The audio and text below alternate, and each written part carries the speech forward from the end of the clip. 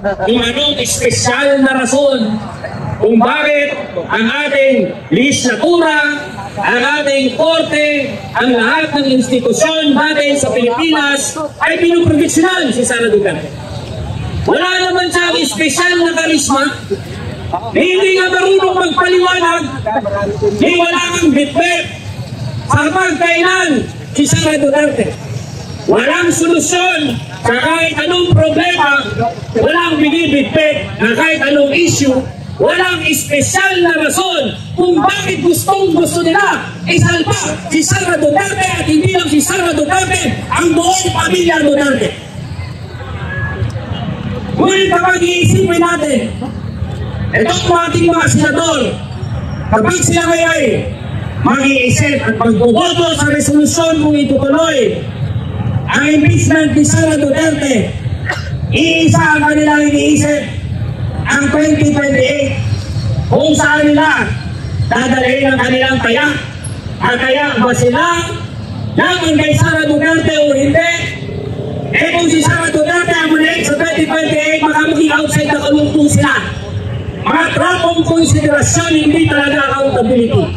Itong proseso ng impeachment, kapag ilagay natin sa kamay ng mga political dynasty, wala silang pakialam sa pagnanakaw, wala silang pakialam sa pantarambong, wala silang pakialam sa hustisya. Ang kanilang konsiderasyon ay simpleng politikal na survival. Ayaw nilang pagkawanak-wanak itong sistema ng dinastiya at kasama sa pagtitis kay Sara, mabubuksan ang sarili nila mga kasalanan sa bayan. Dahil ang Pilipinas ay hindi paraiso para sa pamilyang Pilipino. Factory ang Pilipinas ng mga mandaramo. Hindi lang si Sara Duterte ang magnanakaw, dahil si Chis Escudero ay magnanakaw. Nakakailan lang nag-insert ng bilang-bilang piso sa budget. Hindi lang naman si Rodrigo ang mamamatay tao. Hindi lang naman siya ang mass murderer. Ang Pilipinas ay factory ng mass murder dahil ang ating mga political dynasty sa kanilang pamumuno ay pumapatay. Yan ang kinakatakutan itong mga senador na ito na galing sa dinastiya. At binuksan ang proseso sa totoong accountability.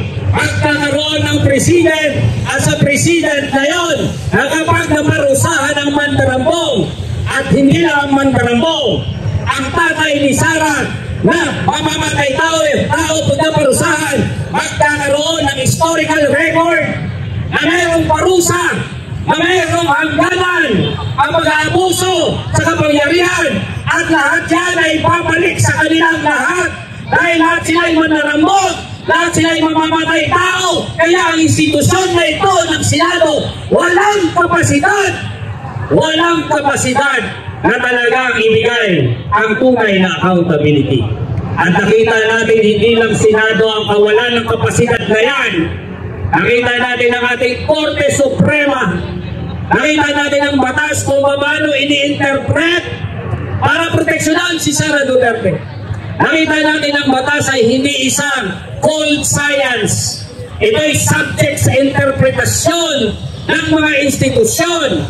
At sinasabi nila, at sinasabi mismo ng mga dalubhasa sa batas, dahil ang Korte Suprema ay isang politikal na institusyon. At ang pag-i-interpret sa batas ay nakadepende sa konsiderasyon pang-politikal ang mga nag-i-interpret sa batas.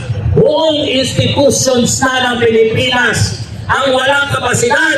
Meron tayong institutional paralysis na parusahan ang mga mandarambong at mamamatay tao. Kaya ito'y huling sandali na dapat ipakita ng ating Senado na dapat sumunod sila sa konstitusyon o ang konstitusyon ay baliwala pagdating sa makapangyarihan.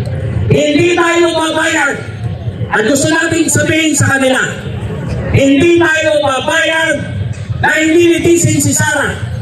At huwag nilang sabihin ang kanilang mga palusot.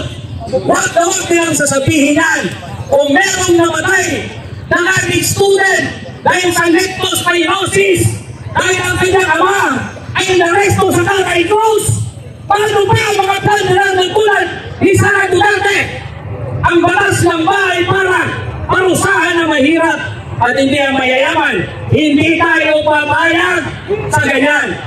At kapag nagpatuloy sila sa pagkakaroon ng pagpuproteksyon kay Sara Duterte, andito ang taong bayan.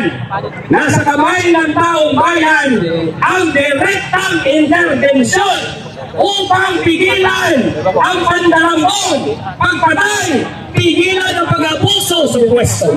Dahil meron din naman tayong historical record pag pag-usapan natin ang kasaysayan. Kailangan ma-remind ng ating Senado.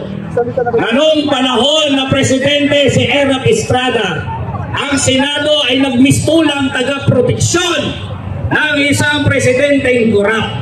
At alam na natin, mababasa natin sa kasaysayan, na dahil pinoteksyonan ng Senado ang isang korap na presidente, taong bayan ang naghusga, nagkaroon ng direktang interbensyon ng masa, nagkaroon ng paggigiit na yung kanilang gustong imawalang sala ay nagkasala sa taong bayan at nagkasala sa kasaysayan.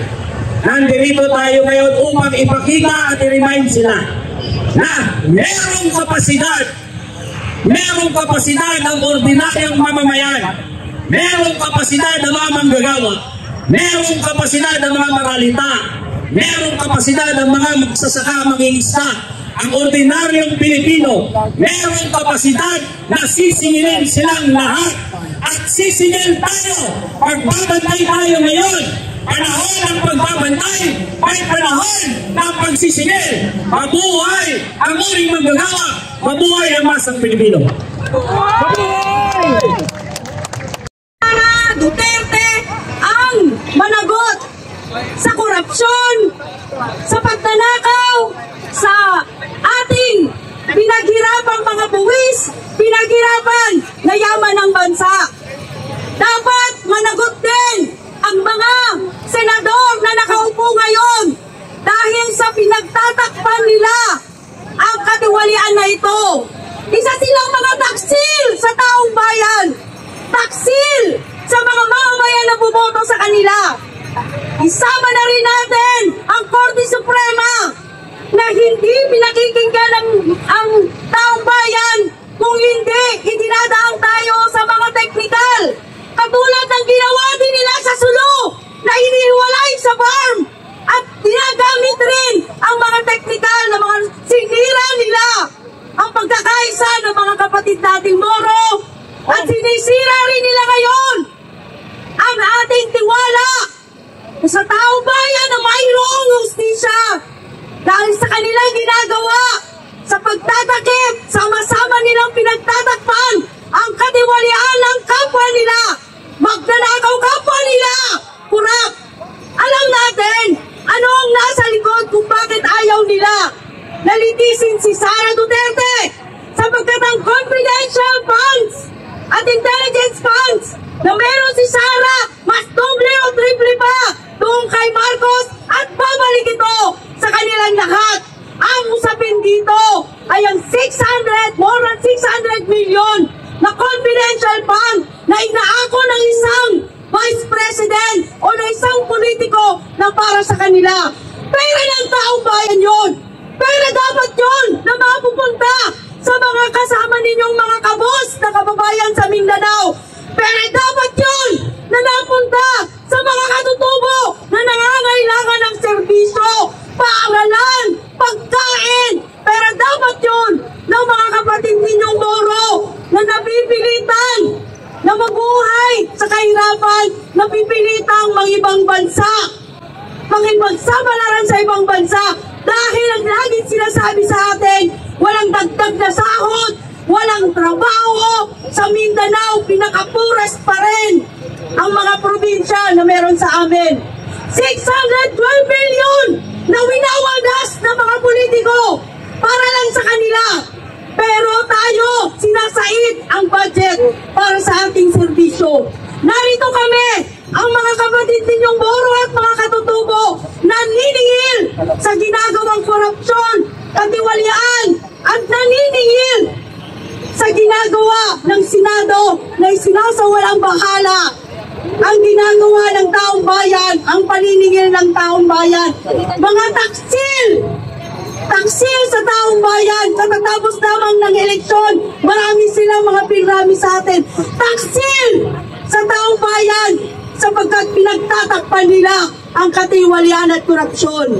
Kaya sa mga kapatid namin na mga taga Mindanao, ipagpatuloy natin ang paniningil sapagkat ang tama ay ang litisin, ang nagnakaw, ang tiwali. Ang tama ay ipaglaban ang ating mga karapatan. Maraming salamat po. Wassalamualaikum sa inyong lahat. Maraming